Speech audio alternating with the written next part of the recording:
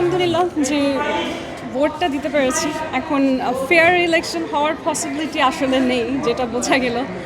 এবং কেন্দ্রগুলোতে আসলে অনেক ধরনের বৈষম্য আমাদের নজরে আসছে।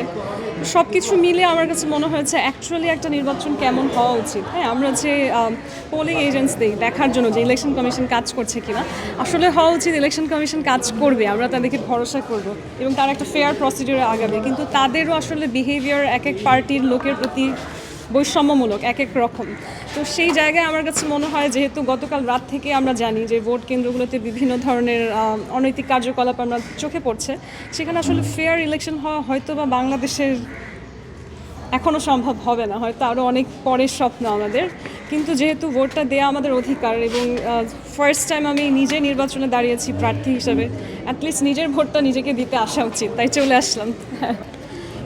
নো, আমার মজার ব্যাপার হচ্ছে আমাদের দেশে এই আনফর্চুনেট একটা ব্যাপার যে ভোট কেন্দ্র, ভোটের নাম্বার এগুলো খুঁজে পাওয়া একটা কমপ্লিকেটেড প্রসেস। এবং আমি যে ইলেকশনে দাঁড়িয়েছি একজন প্রার্থী, আমাকেও আসার পর আপনারা দেখলেন যে আমাকে কোন কেন্দ্রে নিয়ে যাবে, আমার এনআইডি দেখার পরও তাদের খুঁজে পেতে বেশ সময় লাগছে। তো এটা আসলে খুব সহজ হওয়া উচিত সব মানুষের জন্য। আমাদের অনেকখানি সময় না ছোট ছোট কারণে আমাদের দেশের মানুষের নষ্ট হয়। এই সময়গুলো আসলে আমরা যদি সেভ করে রাখতে পারি, time is the biggest currency in the world, না? তাহলে কিন্তু অনেক অনেক উন্নয়নমূলক কাজ করা সম্ভব। আমাদের দেশে আমরা যানজটের সময় নষ্ট, জলাবদ্ধতায় সময় নষ্ট, ডিজিটাল সিস্টেমের অভাবে সময় নষ্ট, প্রক্রিয়াগত জায়গায় অনেক বিউরোক্রেসির কারণে সময় নষ্ট। কেন জানি বাংলাদেশি মানুষ হিসেবে আমরা সময়কে এখনও ভ্যালু করা শিখিনি।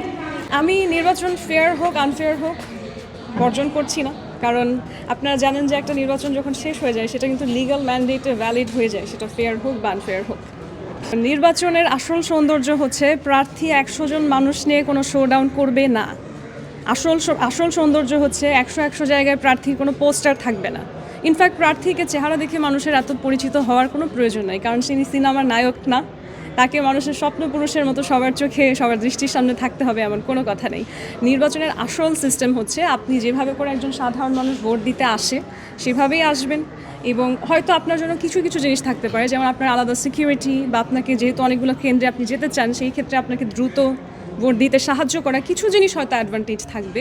কিন্তু এই যে অনেক মানুষের সাথে সারাদিন ঘুরে বেড়ানো, এগুলোর আসলে নির্বাচনের সাথে কোনো সম্পর্ক নেই। এবং এই বছর আমি শুরু থেকে একটা কথা বলি, আমি জয়ী হই বা না হই, সঠিকভাবে ক্লিন পলিটিক্স এবং ইলেকশন রুলস অনুযায়ী কীভাবে করতে হয় সেটার একটা এক্সাম্পল আমি অবশ্যই হয়ে থাকবো ইনশাল্লাহ। আমি কিছু কিছু জায়গায় যেই জায়গাগুলো হচ্ছে বা বেশি সংখ্যক ভোটার থাকে সেখানে কিছু পোলিং এজেন্টস দিয়েছি, বাট আপাত দৃষ্টিতে আমরা অনেকগুলো হচ্ছে সেন্টার সেগুলোকে ঝুঁকিপূর্ণ হিসেবে শনাক্ত করেছি। এবং যেহেতু আমার সিকিউরিটির ব্যাপারে স্বরাষ্ট্র মন্ত্রণালয় এক ধরনের গাফিলতি এবং ভিন্ডিকটিভ নেচার একদম ক্লিয়ারলি শো করেছে, সেই ক্ষেত্রে আমার কাছে মনে হয়েছে ভোট দিতে গিয়ে আমার লোকের কোনো শারীরিক ক্ষতি হোক কিংবা কোনো আক্রমণের শিকার হোক সেটা আমি চাই না। তো ওই কারণেই হচ্ছে ম্যাক্সিমাম সেন্টার থেকে আমি আমার পোলিং এজেন্ট যারা তাদেরকে সরিয়ে নিয়েছি।